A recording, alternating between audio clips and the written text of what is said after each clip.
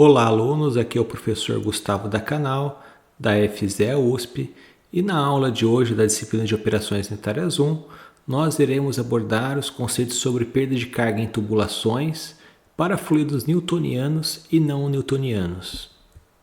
Muito bem, revisando alguns conceitos que já foram mencionados na disciplina de Fenômenos de Transporte 1, nós podemos citar que o escoamento em um duto circular ele possui uma condição de contorno, uma condição de não escorregamento na parede, em que a velocidade na parede é igual a zero. Então nós podemos relatar que aqui em todo o trajeto do fluido, ele está entrando pela essa área 1, a velocidade, e saindo pelo esse outro lado do duto, a V também 2, certo?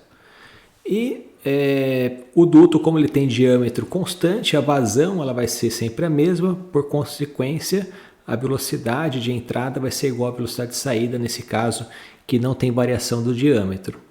Então, voltando aqui, na condição de não escorregamento, nós temos que na parede a velocidade é igual a zero, é uma condição de aderência, tá? E existe a formação, por essa condição de ter uma condição de aderência, existe a formação de uma camada limite hidrodinâmica, que eu vou traçar aqui por essa linha vermelha. Olha. Então aqui seria a camada limite hidrodinâmica. Tanto na parte, aqui está um exemplo 2D, um esquema 2D, mas é ao redor de todo o duto. Tá?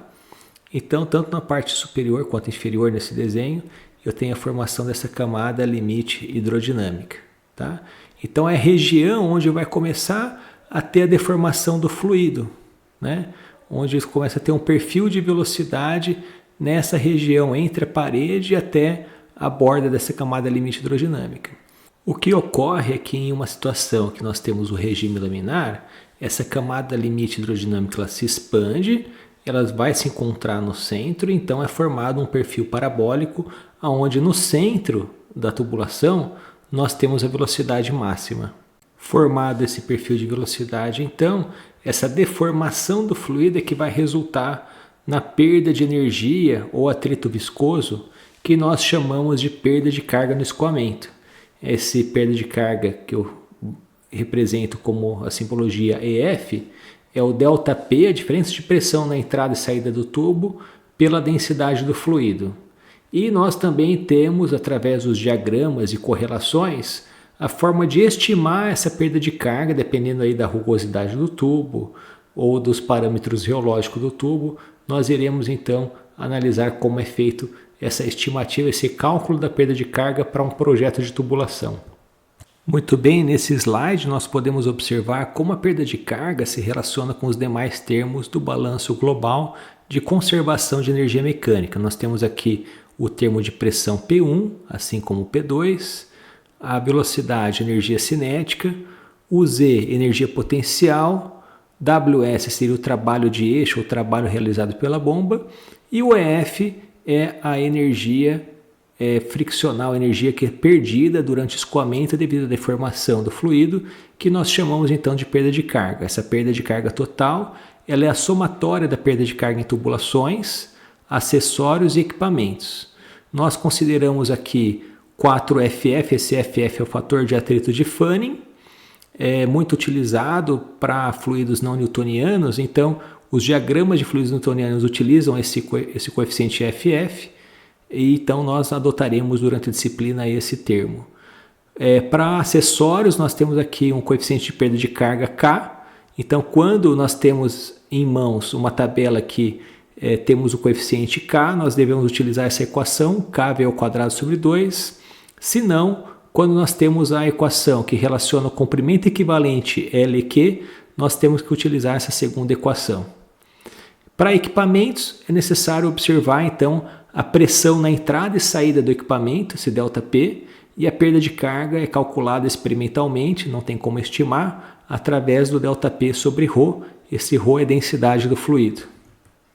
Então aqui novamente, o balanço global de energia mecânica, nós temos que a perda de carga na tubulação, ela pode ser estimada por esse coeficiente, o fator de atrito de Fanning. Então essa é a equação que nós iremos abordar nessa aula. Na parte 1 desta aula, nós iremos então estudar o modelo reológico, perfil de velocidade, número de Reynolds e fator de atrito de Fanning para fluidos newtonianos. Neste slide, nós podemos observar que para fluidos newtonianos, nós temos um modelo reológico simples, em que a tensão de cisalhamento é igual à viscosidade vezes a taxa de deformação. Esse tipo de modelo, quando a gente faz a integração e obtém um perfil de velocidade para escoamento induto, nós temos uma função parabólica. Então, a deformação desse fluido, né, quando entra aqui em um regime constante, né, não tem mais variação na deformação, nós obtemos que esse perfil de velocidade ele segue uma parábola. Então, no centro tem a velocidade máxima, até nas bordas em que ocorre a condição de contorno em que o V é igual a zero. E aqui no centro a velocidade máxima. Tá certo? Então aqui nós temos essa relação da velocidade em relação ao R, ao raio do tubo, e esse R ele está atrelado a um R quadrado, ou seja, é um perfil parabólico. Muito bem, para fluidos newtonianos nós temos que o número de Reynolds ele é dado por essa equação em que o Reynolds é ρVd sobre μ, o ρ é a densidade do fluido, o V é a velocidade média, o d é o diâmetro e o μ é a viscosidade dinâmica do fluido. Tá? Nós temos então a classificação desse regime de escoamento para fluidos newtonianos. Se o Reynolds é menor que 2100, nós temos um regime laminar. Se ele está na faixa entre 2100 a 4000, nós temos um regime de transição. Entre 4.000 e 10.000 temos um regime turbulento, e se o Reynolds é maior que 10.000, completamente turbulento. Essa classificação nos livros de mecânica de fluidos agrupa como esses dois termos, né, acima de 4.000, já é um regime turbulento. Só que, no entanto, nós vemos em operações unitárias 2 que algumas equações para transferência de calor utilizam, têm necessidade de ter um regime a caracterizar como completamente turbulento. Então, desde já, nós já diferenciamos entre turbulento e completamente turbulento, mas na verdade constitui apenas um regime no total como sendo turbulento. O fator de atrito de Fanning, FF, então ele é utilizado para a equação da perda de carga em tubulações, que nós temos 4FF L sobre D V ao quadrado sobre 2, para calcular ou estimar esse valor quando nós temos a situação de regime laminar, ou seja, na faixa em que o Reynolds é menor que 2100, nós podemos utilizar essa equação diretamente. Então nós podemos assimilar que o FF é o 16 sobre Reynolds. No entanto, quando nós temos uma situação em que o regime é transição ou turbulento principalmente, nós podemos utilizar correlações. Então nós temos várias correlações, né, aplicadas a diversas situações. Por exemplo, a equação de Colebrook ela é utilizada para tubos rugosos e um amplo número de Reynolds. E aqui estaria a equação para estimar o valor do fator de atrito de Fanning. Essa outra equação, Nicurazzi, é para tubos rugosos, para Reynolds acima de 10.000, Levenspiel também, e assim por diante. Nós temos equações, por exemplo, equações de Blasius para tubos lisos, o Reynolds num regime de transição entre 2.500 até 10.000, né? um Reynolds um pouco mais baixo. Essa outra equação para tubos lisos e outras equações para regime de transição também. Então, todas essas correlações, elas na verdade representam uma faixa para o número de Reynolds. Não existe a mais adequada, mas assim a equação mais apropriada. Então nós devemos observar a característica do nosso escoamento, se é um tubo rugoso ou tubo liso, a faixa do número de Reynolds, então escolher uma dessas equações que se adequa ao nosso experimento. Nós temos que, para fluidos newtonianos, é necessário avaliar a rugosidade de tubulações. Então a rugosidade interna de tubos ela é dada por essa desvio, né, na parede, né? Então essas penetrações na parede, né, pode ser microscópicas ou macroscópicas. Aqui está uma foto de um tubo velho, um tubo antigo, em que há depósito de minerais na parede do tubo, né? Mas essa rugosidade ela também pode ser do próprio material. Então aparentemente, visualmente a olho nu, a gente não consegue observar apenas a partir de equipamentos específicos. Mas, no entanto, é necessário interpretar ou obter, calcular essa rugosidade relativa para utilizar, então, corretamente a estimativa do fator de atrito para fluidos newtonianos. Então, a rugosidade relativa é dada pela rugosidade da tubulação, rugosidade do material, dividido pelo diâmetro do tubo. Nós temos aqui uma relação, uma nomenclatura entre os termos utilizados em inglês e em português, que são bastante encontrados nos livros. Então, por exemplo, ferro fundido, nós diríamos cast iron, ferro galvanizado, dessa forma, enfim, entre outros, ok? É lógico que para fluidos alimentícios nós preferencialmente utilizamos tubulações de inox, preferencialmente polida. Então essas tubulações elas são consideradas tubos lisos. Aqui é uma tabela obtida do livro. Nós temos aqui a rugosidade dos vários materiais, por exemplo, ferro galvanizado, ela estaria aqui em milímetros, 0,15 milímetros. Tá? Então, para ser calculado a rugosidade relativa, eu tenho que dividir esse valor, convertendo para metros, pelo diâmetro do tubo também em metros. E aqui nós temos o diagrama já conhecido, o diagrama de Fanning, em que nós podemos estimar esse fator de atrito de Fanning-FF, de acordo com a rugosidade do material. Então, tendo em mãos o número de Reynolds, nós devemos então traçar uma linha aqui vertical até cruzar a rugosidade relativa, então essa acompanharia essa curva, e onde cruza a rugosidade relativa com o número de Reynolds que foi calculado, nós podemos fazer a leitura na horizontal, através desse eixo aqui Y, nós podemos fazer a leitura de qual seria o valor do fator de atrito de Fanning.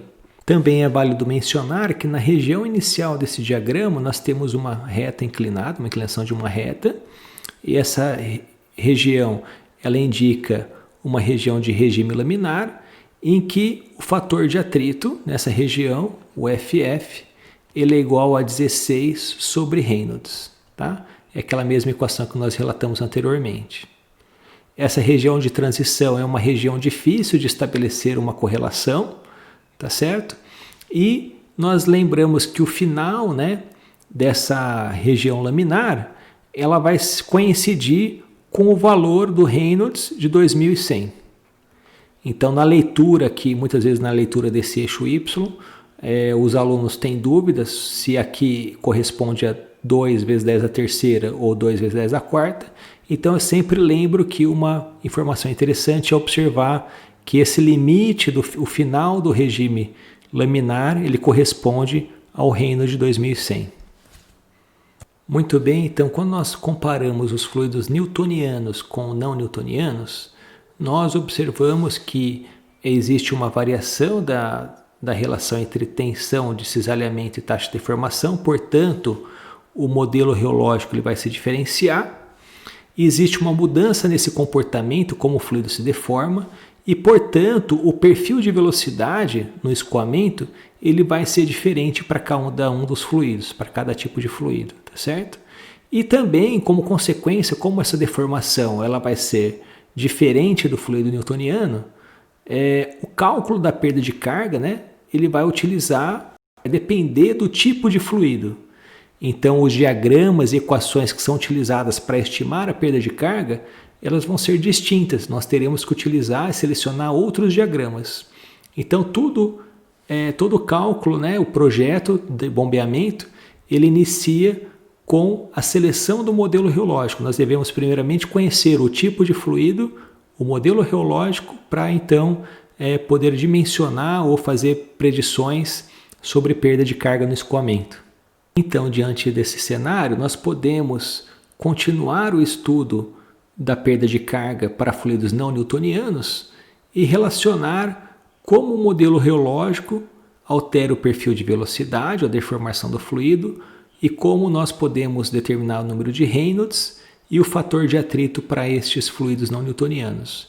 Iniciaremos então com fluidos binganianos na parte 2 desta aula. Aqui nós temos o modelo reológico para fluidos binganianos.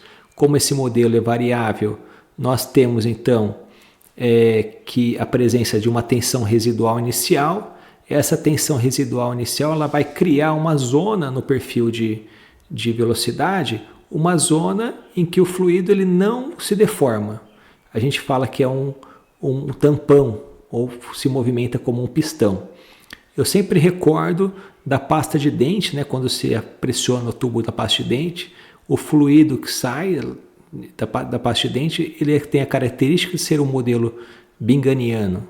Então, no centro aqui não há deformação, ele se movimenta com a velocidade, né? Se a gente fosse traçar aqui os vetores velocidade, no centro são todos os mesmos, né? A mesma velocidade, e apenas nas bordas nós temos uma diminuição, então, desse perfil para satisfazer aquela condição de contorno em que a velocidade na parede ela é igual a zero, tá certo? Então, nesse perfil de velocidade, ele modifica, né?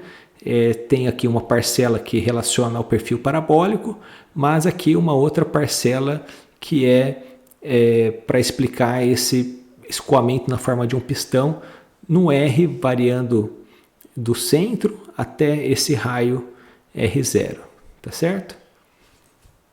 É válido lembrar que os fluidos binganianos são bastante viscosos, né, por natureza, e que a maior parte desses fluidos eles escoam no modo laminar, em regime laminar. Tá? Mas também nós temos correlações para estimar qual seria o fator de atrito, a perda de carga em regime turbulento. Bem, nesse slide nós podemos observar como calcular o número de Reynolds para fluidos binganianos.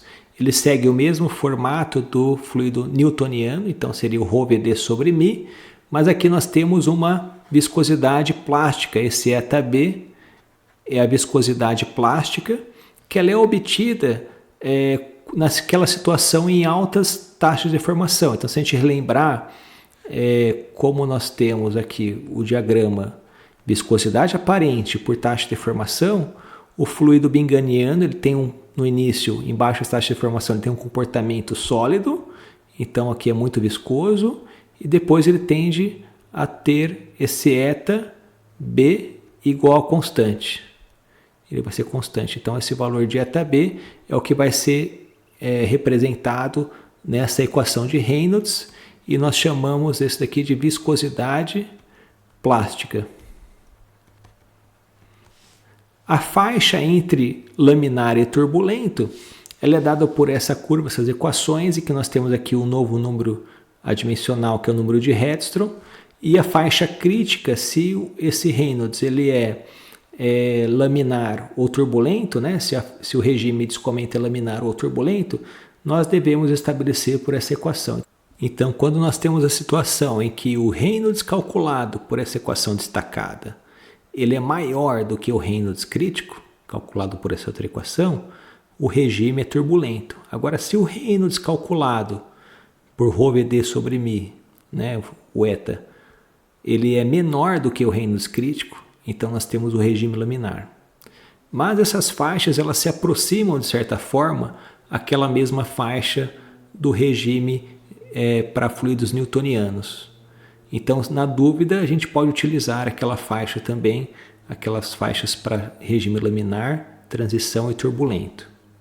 Muito bem, então a estimativa do fator de atrito de Fanning ela é dada para fluidos binganianos pelo método do diagrama.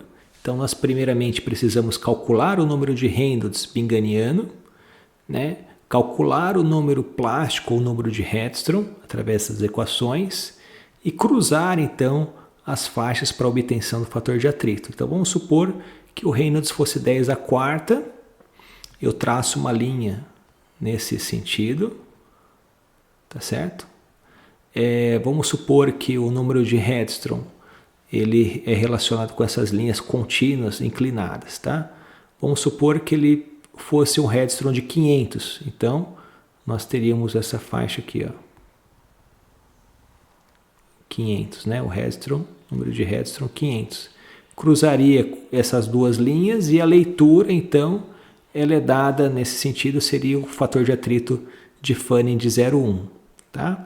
Nós podemos então utilizar ou a equação desse número plástico ou o número de Hedstrom. né? No caso, o número de Heston é essa linha contínua inclinada, e o número plástico seria essas linhas tracejadas também inclinadas. Mas a forma de determinação pelo diagrama é muito próxima daquela utilizada para fluidos newtonianos, que é o diagrama de Fanning ou diagrama de Moody.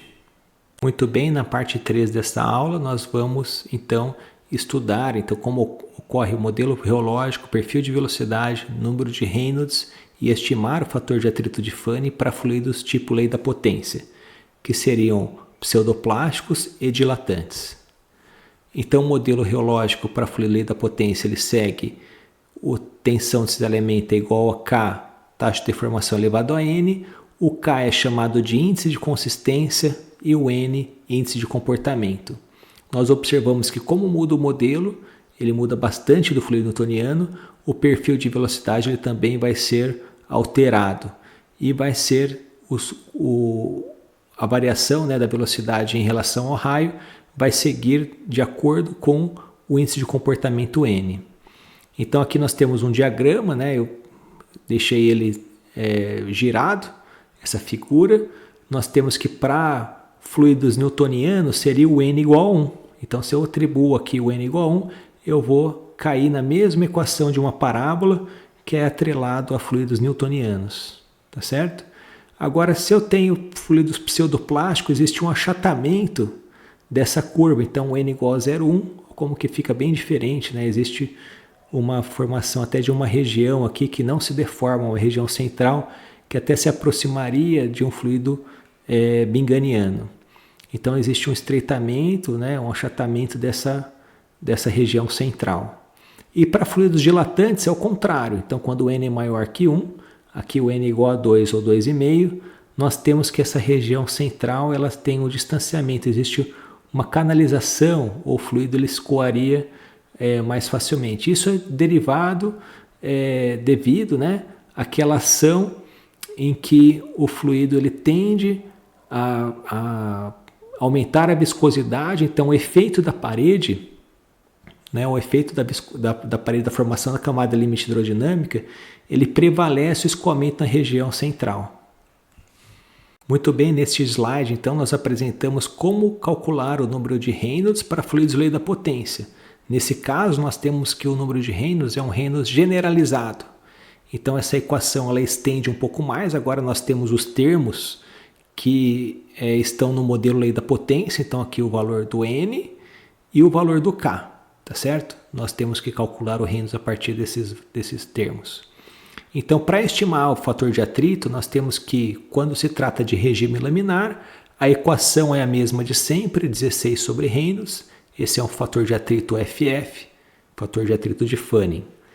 E para regime turbulento, nós temos a equação de Scalan, que nós consideramos sempre tubos lisos. Para fluidos não newtonianos, nós não consideramos o efeito da rugosidade relativa da tubulação. Então a equação de Scalan, ela também relaciona aqui o fator de atrito, o N, que é o índice de comportamento desse fluido. Okay? E o Reynolds também, que é o Reynolds generalizado, que nós teremos aqui internamente o valor do K. Então o diagrama para observar se o regime é laminar ou turbulento, nós devemos calcular primeiramente o Reynolds generalizado e confrontar esse valor que foi calculado com o Reynolds crítico. Então tendo em mãos, por exemplo, o valor do N, se o N é um N de 0,4, por exemplo, nós podemos traçar a curva e chegamos aqui no valor de Reynolds crítico de 2.400. Entretanto, essa faixa ela pode ser variável de acordo com N. Para um N de 0,2, nós teríamos um outro valor aqui, olha. Nós teríamos um 2.150 aproximadamente. E, enfim, essa curva ela está relacionada a essa equação que trata simplesmente do valor de N. Muito bem, em resumo, nós temos que essa faixa crítica para a definição se o regime é laminar ou turbulento, essa faixa crítica ela depende do valor de N e o cálculo do Reynolds crítico. Então, se eu tenho uma condição em que ocorre o Reynolds generalizado, ele é maior do que o Reynolds crítico, então nós temos essa condição de regime turbulento. turbulento. E se o Reynolds generalizado, por outro lado, ele for menor do que esse Reynolds crítico, nós temos uma região de regime laminar. Tá? Então a faixa ela é um pouco diferente daquela faixa que foi estabelecida na forma de tabela para fluidos newtonianos. Nós temos que calcular ou utilizar esse diagrama para encontrar o Reynolds crítico e comparar com o nosso Reynolds generalizado. E é esse Reynolds generalizado que será utilizado no cálculo do fator de atrito, tá, pessoal? Então é esse Reynolds que nós prosseguiremos para a estimativa da perda de carga. O Reynolds crítico é apenas para estabelecer a faixa se é laminar ou turbulento. Então, para a estimativa do fator de atrito de Fanning, o método mais utilizado, mais recomendável, é utilizar o diagrama de Dodge-Metzner. Tá? Esse diagrama nós encontramos aqui a região onde nós temos o regime laminar, que é essa parte da equação da reta. Nós calculamos o fator de atrito pela relação 16 sobre Reynolds generalizado, que é essa equação aqui abaixo. E na parte turbulenta depende do valor do N. Então nós primeiramente devemos selecionar a linha em que se encontra o nosso modelo reológico. Esse N é o índice de comportamento. Então devemos cruzar o nosso Reynolds generalizado. Vamos supor que estaria aqui, por aqui o Reynolds generalizado. Nós cruzamos o nosso Reynolds. Vamos supor que seja um N igual a 0,6. Cruzamos com a linha de N igual a 0,6. E o valor do FF seria o valor obtido nessa linha horizontal até encontrar o eixo Y. Então aqui seria o valor do FF. Então 0,001, 0,002, 003, 004, 0,0045 aproximadamente. Não é possível ter uma precisão na obtenção desse valor, mas nós podemos ter uma ideia aproximada de qual seria o valor do FF, ok? Então segue bem parecido, né, bem aproximado, o mesmo método de obtenção do fator de atrito para fluidos newtonianos, em que nós utilizamos o fator de Fanning, o diagrama de Fanning ou o diagrama de Moody. Na parte 4 desta aula, nós então iremos estudar os fluidos HB, Herschel-Buckley, e nós então iremos também conhecer como estimar o fator de atrito de Fanning para esses fluidos. Então o modelo reológico ele altera novamente. Nós temos então, quanto mais complicado é o modelo reológico, a equação ela vai ser uma equação mais complexa também, tá certo? Tem vários termos aqui que relacionam a tensão residual inicial, índice de consistência e índice de comportamento. Nós temos que esse B é 1 sobre N, que estaria aqui nessa equação, tá certo? Mas todos os termos em si são conhecidos.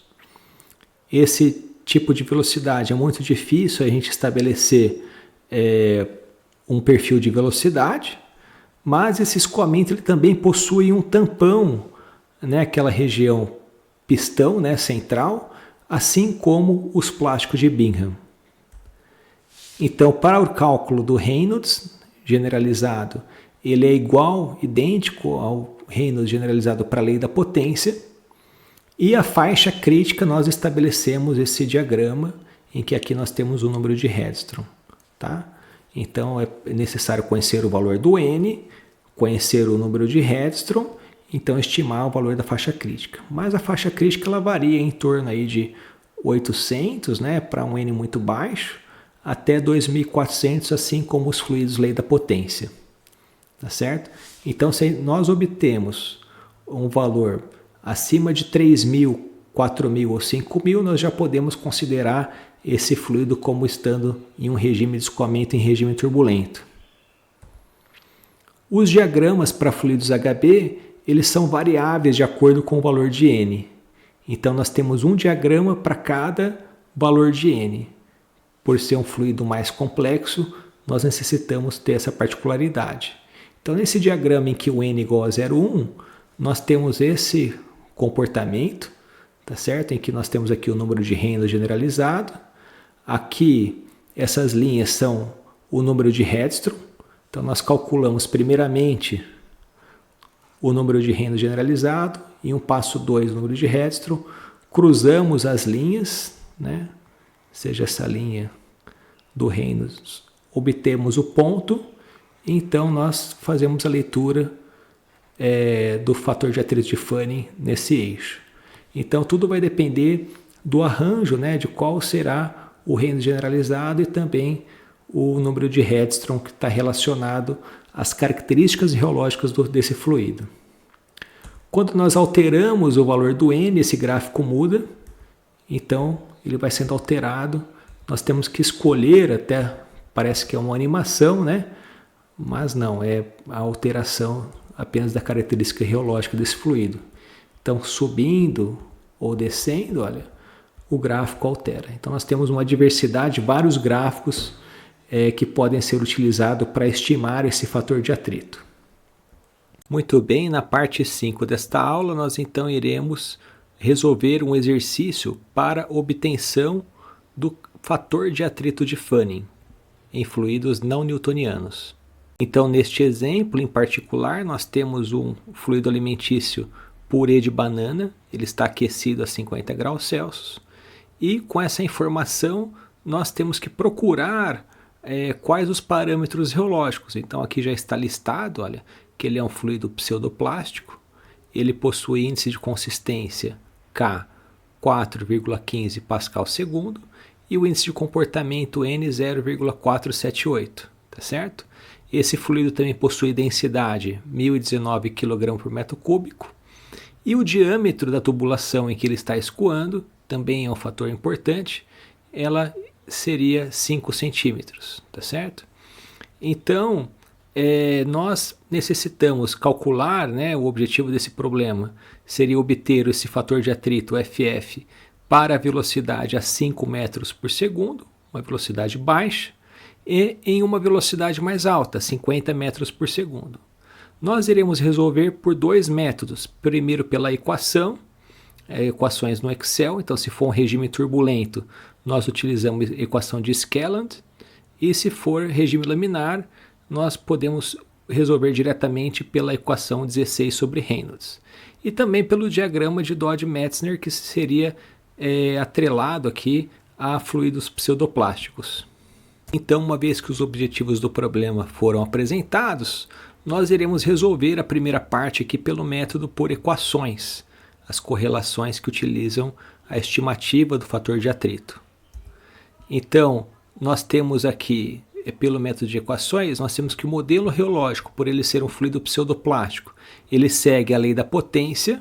Então, aqui eu reescrevi o modelo geológico, a tal igual a 4,15, que é o K, vezes a taxa de deformação elevado a N. Então, essa seria a equação do meu modelo geológico, ok?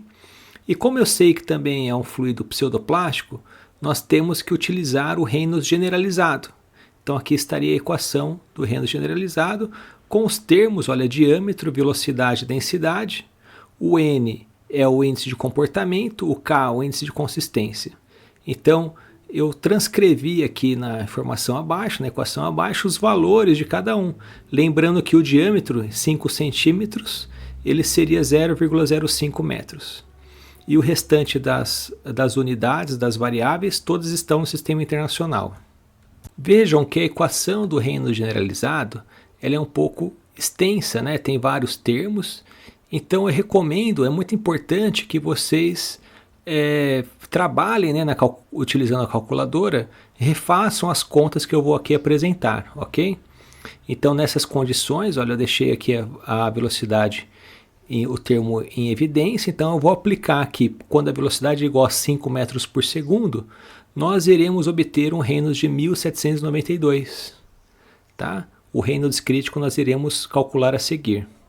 E para a velocidade igual a 5 metros por segundo, nós teremos um Reynolds generalizado de 59.616. E também o Reynolds crítico nós iremos calcular. Tá certo? Então é muito importante recalcular e conferir se esses resultados batem com a sua calculadora. Muito bem, em continuidade, então, o próximo passo é avaliar a faixa crítica. Veja que a faixa crítica para fluidos não newtonianos ela é variável de acordo com essa equação em que nós temos um único termo que é o N, o índice de comportamento do fluido. Então, uma vez aplicado, substituindo o valor de 0,478 nesta equação, como descrito aqui abaixo, eu obtenho que o Reynolds crítico ele é 2.388. Ou seja, o cálculo do Reynolds generalizado, quando o valor do Reynolds generalizado ele é inferior ao Reynolds crítico, nós consideramos um regime laminar. E se o Reynolds generalizado tiver um valor superior, nós consideramos como regime turbulento. No caso de fluidos não newtonianos, nós não consideramos o regime de transição porque não temos equações que possam descrever corretamente essa faixa. Então vamos aos cálculos. O Reynolds generalizado para velocidade igual a 5 metros por segundo foi 1.792, tá certo? E o Reynolds crítico, 2.388. Como o Reynolds generalizado ele é menor do que o Reynolds crítico, nós consideramos que esse regime é um regime laminar. Tá certo? Agora já para a velocidade de 50 metros por segundo, o Reynolds crítico é o mesmo, uma vez que o único termo, o parâmetro que temos na equação é o valor do n. Então nós temos o mesmo Reynolds, só que no entanto o Reynolds generalizado ele é 59.616. Então como nós temos o Reynolds generalizado maior que o Reynolds crítico, nós temos que para essa velocidade nós teríamos um Reynolds turbulento. Tá certo? Então, a partir do Reynolds generalizado e também a avaliação da faixa crítica, nós podemos definir para um fluido pseudoplástico se ele se encontra em um regime laminar ou regime turbulento, que é o caso A e o caso B. Além do uso da calculadora, que eu indico, que é muito importante vocês fazerem as contas utilizando a calculadora manual, também é importante o uso do Excel, de uma planilha, programar as células para então encontrar os valores aqui do Reynolds generalizado e o Reynolds crítico. Então aqui para o caso A, em que eu tenho a velocidade igual a 5 metros por segundo, eu tracei então todas as variáveis, tá certo? Todo o diâmetro, densidade, os parâmetros geológicos e programei as células aqui em Reynolds generalizado e Reynolds crítico, a faixa crítica, programei de acordo com as equações que estão aqui apresentadas. Então, como nesse caso nós temos que o Reynolds generalizado é menor do que o Reynolds crítico e nós temos um regime laminar, a equação que nós iremos utilizar para determinar o fator de atrito de Fanning é 16 sobre Reynolds, que daria esse valor aqui. Então nós conseguimos obter o fator de atrito por uma equação. Muito bem, no segundo caso, em que a velocidade é 50 metros por segundo, nós também podemos programar a célula do Excel, tá certo? E calcular o Reynolds generalizado e o Reynolds crítico. Nós temos então, pela avaliação, que esse seria um regime turbulento. E o fator de atrito, para ser calculado quando se trata de um regime turbulento, ele deve utilizar a equação de Skelland, que eu vou explicar na sequência. Então nós temos que apresentar aqui um fator de atrito. Nós temos o fator de atrito nessa equação, tanto do lado esquerdo como do lado direito da equação. Então nós temos que fazer uma espécie de um chute e fazer com que o primeiro termo dessa equação seja igual ao segundo termo dessa equação. Ou seja, a diferença absoluta entre o primeiro termo e o segundo termo deve ser igual a zero. Aqui já está a resposta, mas vamos à planilha do Excel que eu vou explicar como resolver. Muito bem, nós então estamos aqui na planilha do Excel e aqui há mesmo os resultados, a planilha já está pré-programada. Então aqui nós temos o Reynolds generalizado, tem a equação que está apresentada aqui, o Reynolds crítico, eles vão utilizar todas as informações que estão apresentadas nessa primeira bloco, tá? Então, para o cálculo do fator de atrito, nós temos que utilizar, quando regime turbulento, a equação de Skelland. Então vejam que esta equação é um pouco extensa e nós temos aqui o fator de atrito, tanto do lado esquerdo da equação, como ao lado direito. E nós devemos resolver para a solução dessa equação em um processo de interação, em que o primeiro termo dessa equação será exatamente igual ao segundo termo da equação. Quando isso ocorrer, nós temos que a diferença absoluta, ela seria igual ao zero, ou seja, o primeiro termo vai ser exatamente igual ao segundo termo, e nós temos a solução verdadeira para o F. Então, uma vez que nós temos aqui programado o primeiro termo, que é exatamente a 1 sobre raiz quadrada de 4f, né? Ou 4f elevado a meio, esse seria o primeiro termo da equação. O segundo termo seria toda essa segunda parte da equação, tá certo? Já está programado aqui, né? Inclusive o log aqui é um log 10, tá? O próximo passo, então, é chutar alguns valores de f para aproximar o primeiro termo do segundo termo. Então, aqui com o valor o f igual a 1, ele vai estar bem distante. Ó. O segundo termo está dando o valor de 15 e o primeiro termo um valor de 0,5. Se eu colocar um f de 2, ele vai aumentar essa diferença. Então, isso indica que o valor do f deve ser menor do que 1. Então, 0,1 e assim por diante. Nós temos que chutar, ó, reduzir mais um pouco, 0,01, 0,001. Agora inverteu, o primeiro termo está dando um valor maior do que o segundo. Então 0,003, um valor intermediário, por exemplo, já começou a ter uma aproximação do valor desse primeiro termo com o segundo termo. E o que nós queremos é encontrar um valor de f em que o primeiro termo seja exatamente ao segundo, ou seja, a diferença entre esses dois termos seria igual a zero. Então, para calcular a diferença, eu utilizo o absoluto da diferença, né? O módulo dessa diferença. Então, vai ser igual ao ABS, que é o valor absoluto desse número. Ou seja, se a diferença der um valor negativo, ele torna positivo esse valor. Então, entre o primeiro termo menos o segundo termo. Essa é a equação que nós iremos utilizar. Então aqui está dando uma diferença absoluta de 0,16. E o que nós temos que fazer agora é utilizar o solver, programar o solver para que essa diferença seja igual a zero. O valor dela seja igual a zero. E aí nós encontramos, variando, né, o valor de f. É onde nós encontraremos o valor real obtido por essa equação, que satisfaça essa equação. Então no próximo passo eu vou em dados. Eu vou habilitar aqui o solver, clicar em solver. Eu vou definir como objetivo a célula diferença absoluta e que ela seja o valor de zero. Alterando quais células? Alterando o valor de f. Então eu vou procurar um valor de f. Aqui eu adicionei uma restrição de que esse f tem que ser maior que zero. Não é permitido o valor negativo. E vou tentar resolver. Então, como o chute já está próximo, os valores estão próximos, ele vai conseguir encontrar uma solução. Se os valores estiverem muito afastados, né, como no início no chute igual a 1, retornaria um erro, né, desse solver. Então, quando eu clico em resolver, ele vai falar que o solver encontrou uma solução, clico OK, e aí exatamente o primeiro termo, ele tem exatamente o valor do segundo termo, ou seja, essa igualdade é satisfeita, a diferença absoluta é zero, e o valor do FF, então, nesse caso, é 0,0031. Esse seria o valor de f obtido pela equação de Scaling, por esse método de interação pelo solver. Então, aqui nesse slide eu apresento como o solver é configurado, defino a célula objetivo, que a diferença absoluta tem o valor de zero, alterando a célula que nós temos aqui o valor do FF.